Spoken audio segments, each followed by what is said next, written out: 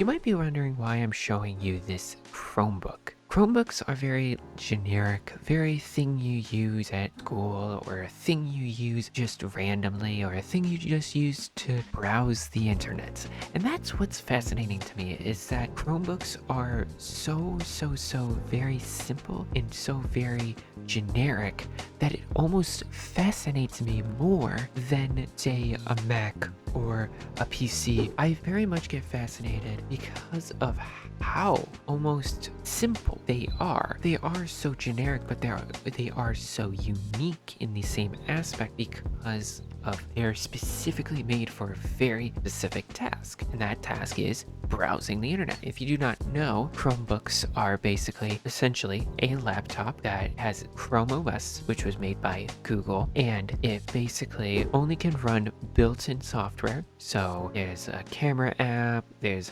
this app, there's that app, all these different apps, but there's only a couple of built-in apps. You cannot install apps unless you enable it, but by default everything is run through Chrome. So you will have anything on the internet that you could use normally, and you can make it like kind of like a web app in air quotations. So like Discord, you could install it so it puts an icon in your app tray and then uses like all your main extensions and all that as well. Why am I, though, fascinated by it? Well, I am fascinated by it because Chromebooks are very much like a spiritual successor to netbooks. Netbooks, if you've been around here for a bit, I'm very fascinated by the netbooks themselves. Netbooks are essentially the same thing as Chromebooks. Netbooks basically essentially were more popular in like the late 2000s, early 2010s, and essentially all they were these little computers that would have either Windows XP, Linux, or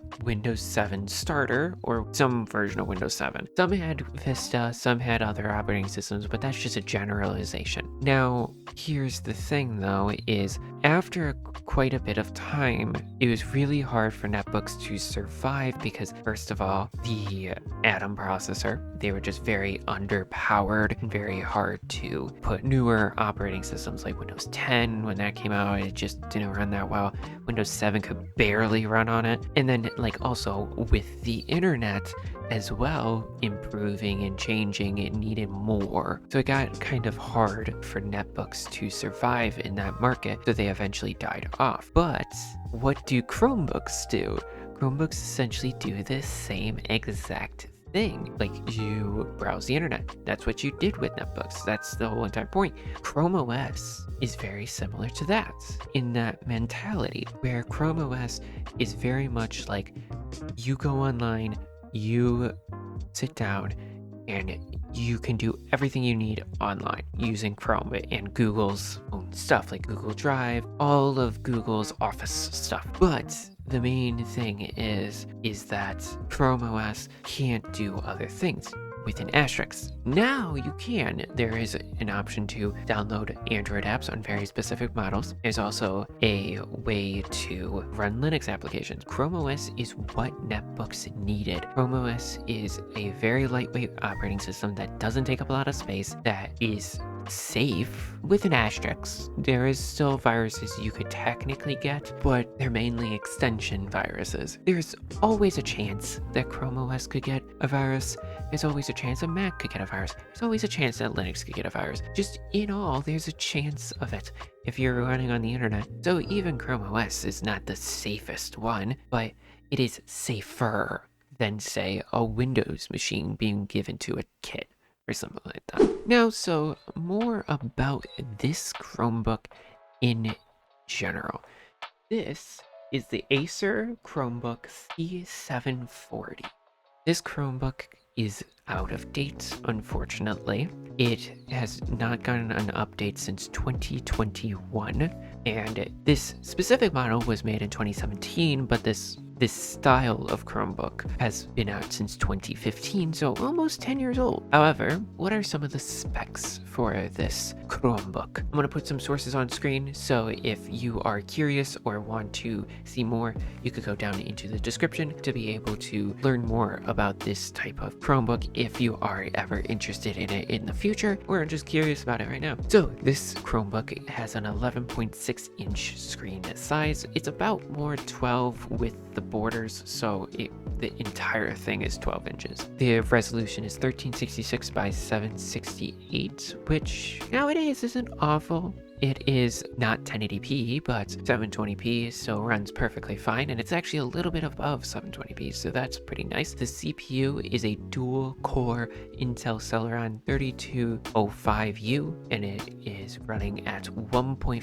gigahertz, which is a decent enough processor. There is 4 gigabytes built in. It is not upgradable. Storage is a 16 gigabyte SATA M.2 SSD. It is upgradable, and the battery capacity is 3,920 milliamp hours. Now, to go into more detail about this, which is going to be more about the CPU. The CPU has 2 megabytes of cache. The specific line that this processor is from is the Intel Celeron processor 3000 series. The thermal design power, so the max that it will use, is 15 watts, which is pretty low, honestly. For a Chromebook, it's actually really nice because then you get so much of the battery, which is pretty cool. The launch date for this processor specifically was in Q1 of 2015, which is basically 10 years ago. There's specific memory types that it does support. It does support DDR3L at 1333 or 1600, and it also supports LPDDR3 at 1333 or 1600 speed. The maximum memory that this processor can support is up to 16 gigabytes. There is no hyper-threading on this processor, so you only have 2 cores and that is it, and it is 64 bits. So that's pretty nice as well. Now moving on to the GPU that's built into the CPU. This does come with Intel HD graphics from the 5th generation Intel processors. It does have some hardware encoding. Not sure exactly what types came with it, but I know for a fact that H.264 is supported, which makes YouTube, if you use that YouTube to be able to run with H.264, it makes YouTube be able to run pretty alright. Now, what is some things around the Chromebook itself? Let's look at the outside of the Chromebook as well. So on the left hand side we have power. Very small power port. It's very weird to use, but not awful. We have HDMI and a full-size HDMI port. No mini, no nothing like that. Full-size HDMI, which is very nice. We have a USB 3.0 port, which is very nice for speeds and very nice to be able to get like files on and off this using like USB ports or a removable drive. We also have a headphone port as well. Turning to the back, we have not much. There's like this little like cutout thing that looks like it was meant for something, but if you open it up, there's like nothing there. So this might have been a chassis used for other models, maybe like a Windows machine. There is vents as well for the CPU. Also back here on the right hand side, we have a, I believe it's called a Kensington lock. We also have a USB 2.0 slot and an SD card slot, which is always nice.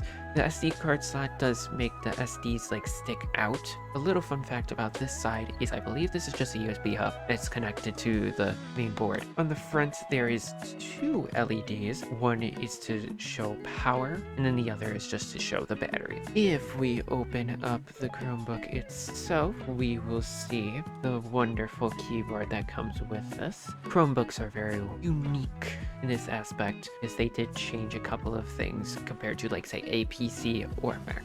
First of all, they removed the caps lock button.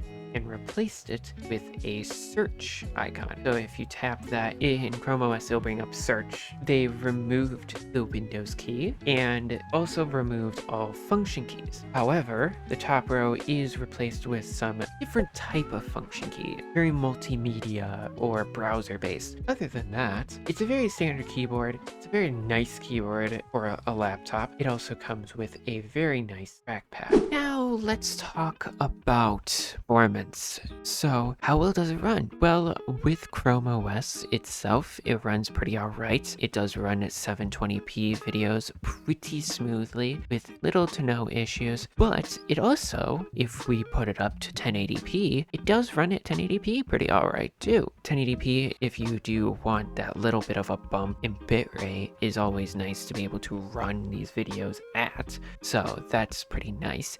And that would be nice, say if you plug in an external monitor that is 1080p. Now, beyond that, there isn't much else testing-wise we can do with Chrome OS. Chrome OS is very limited in what we can do, so it's not like we could play a game on here or something like that. It's basically just go on the internet. You can search up some things on this or that, but really with the browser being old, it's not gonna fare too well with that. Well, hello! You might be wondering, what is this spooky new character? Why are they up here? Well, I updated my model. This is the 5.1 version of Simonics. So, moving forward, this is what Simonics will look like. As you can tell, my branding's all changed, but I made this video before the actual change, but I wanted to officially say that this is the update. Some things might change in the future, but that is okay. Nevertheless, I hope you enjoyed this video, though, and if you did enjoy this video, you can hit that like button down below or hit that subscribe button to see more videos just like this. If you didn't like this video, you can always hit that dislike button. But if you also did like this video and want to chat with me, my Discord is now open to be able to chat. It's very simple and you will have to apply to be in it, but I will be chatting there when I'm not making videos. Anyways, thank you all so much for watching. I hope you liked this little update. My next video will be about this Chromebook again, and will be about trying to get Linux on this Chromebook. I hope to see you all there. Thank you all so much for watching. Hope you all have a great rest of your evening, day, and or night. And I will see you all later. Bye-bye. Bye. Bye.